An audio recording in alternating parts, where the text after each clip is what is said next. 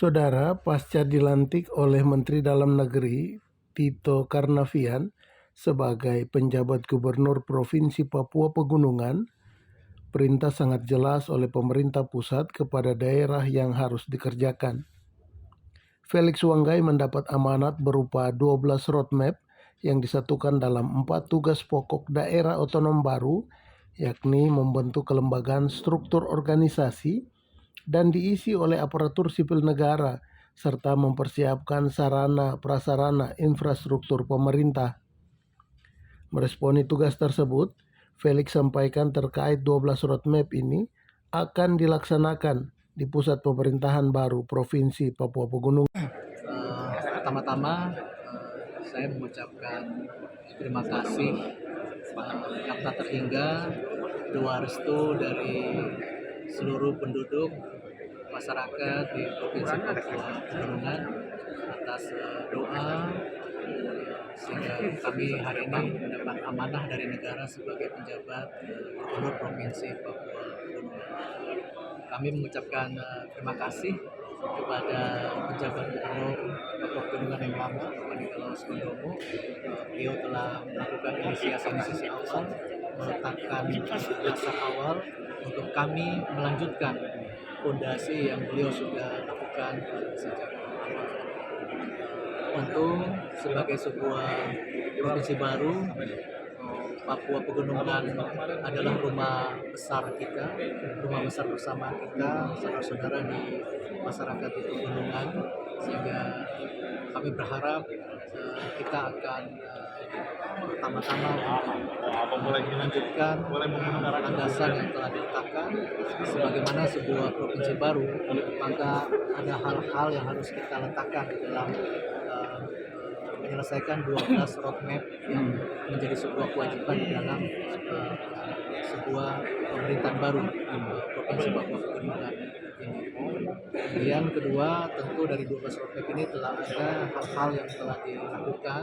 Kita akan melakukan review bagaimana situasi existing hari ini, sudah sejauh mana, dan ada hal-hal yang harus kita bisa selesaikan dan disegerakan di tahun anggaran 2023. Kemudian yang kedua, tentu dalam proses anggaran tahun berjalan kita akan mereview kembali langkah-langkah yang telah dilakukan dalam konteks tahun anggaran 2023, pencapaian apa yang sudah dilakukan dari sisi program, dari sisi langkah-langkah teknokratik.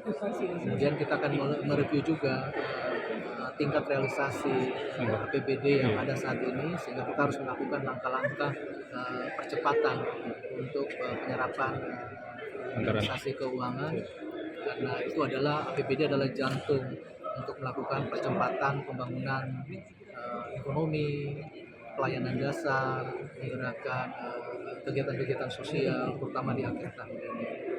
Kemudian yang ketiga adalah tentu kita akan melihat tahun 2024 yang akan datang. Banyak agenda-agenda strategis yang harus kita lakukan. Tentu pertama adalah kita akan melakukan konsolidasi perencanaan anggaran di 2024. Kemudian kita akan terus melanjutkan 12 roadmap kelembagaan baru pemerintah Provinsi Papua Pegunungan. Yang ketiga, tentu kita menghadapi sebuah pesta demokrasi bersama di Papua Pegunungan, sehingga kita akan membangun kehidupan politik yang damai, aman, dan nyaman. Ini adalah sebuah pesta bersama kita, pesta rakyat bersama kita, sehingga kita sama-sama menjaga pesta demokrasi ini di tahun 2024, baik agenda Pilpres, Pileg, maupun nanti Pilkada.